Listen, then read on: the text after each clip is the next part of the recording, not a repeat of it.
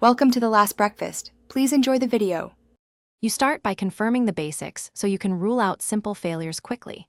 Check the cable or Bluetooth status and make sure the device shows as connected.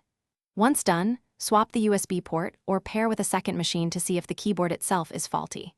Power cycle the unit or remove batteries for 10 seconds, then reinsert. This clears minor firmware hangs.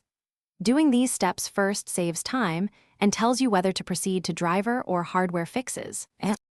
You now move into the middle steps where software and hardware intersect. Open Device Manager and check for warnings. Uninstalling the keyboard device and rebooting forces Windows to reinstall drivers, often restoring function. Make sure to run the built-in troubleshooter under Settings to apply common fixes automatically. Meanwhile, inspect keycaps and the switch area for dust or crumbs. Compressed air and a cotton swab with 70% isopropyl can remove grime and stuck keys. These actions address both driver corruption and physical obstruction. You finish by verifying the input path and applying last resort fixes. Attach an external keyboard or enable the on-screen keyboard to confirm the operating system accepts input. If that works, your built-in board likely needs repair.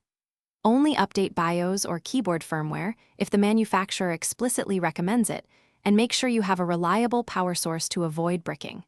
If none of these steps help, replace the keyboard or seek a repair service. Key troubleshooting tip: test on a second device first to pinpoint fault.